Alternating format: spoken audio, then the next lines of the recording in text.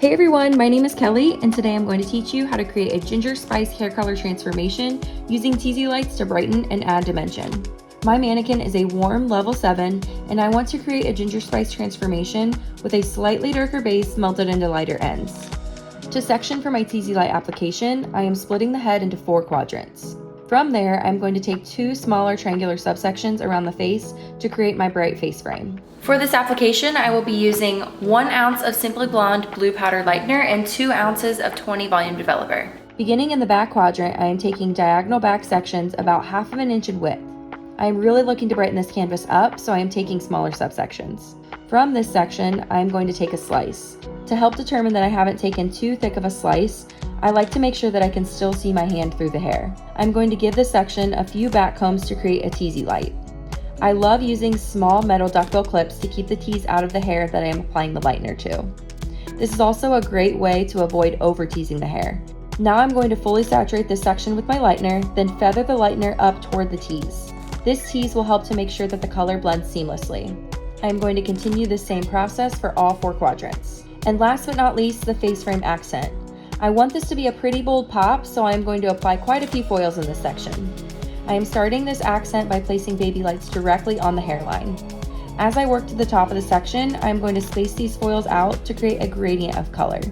Now that the foils have been applied, I am going to gather the hair left in between the foils, back comb just like I did for the rest of the Teasylights, and place a Teasy Light here. I'm going to let these Teasylights process and lift to a level 9 for a more vivid ginger spice result. Once the hair is processed, I am going to shampoo and condition using the restorative shampoo and conditioner. This system is perfect for maintaining healthy hair, especially in clients with lightened hair. After the hair is clean, I am going to blow dry completely to prepare for my next steps in my color process. The hair is lightened and ready for my ginger spice color. To create this shade, I am going to use the new Kenra Color Sunrise collection. For the base color, I am mixing 1/3 ounce of 7N, 1/3 ounce of 6GG, and 1/3 ounce of 7cc mixed with 2 ounces of 9 volume activator. This will slightly deepen the existing base color and add a little bit of warmth to blend with the rest of the canvas. For the mid-length and end formula, I am using 1/2 ounce of 9GG and 1/2 ounce of 9cc with 2 ounces of 9 volume activator for a bright and unique ginger spice shade. I am going to keep the sectioning for this application super simple and precise with my Teasylight application and use the same 4 quadrants and triangular face frame subsections.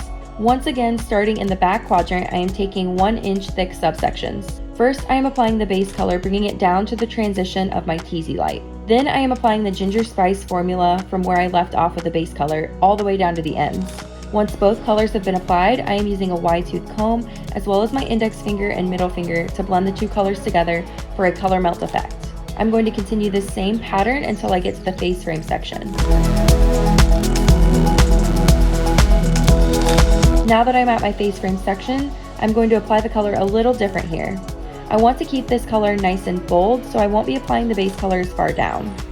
I'm taking the base color and just basically tapping it right at the root to blend out the baby lights I placed here. Then on the rest of the hair, I'm taking the bright formula and completely saturating all the way down to the ends.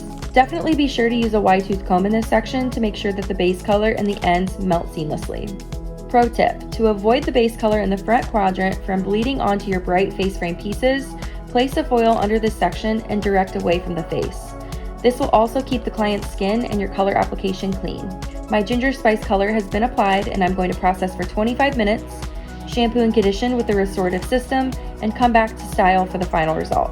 To get this style started, I'm first going to apply the Pearl Detangler to easily brush through the hair, add hydration, shine, and thermal protection.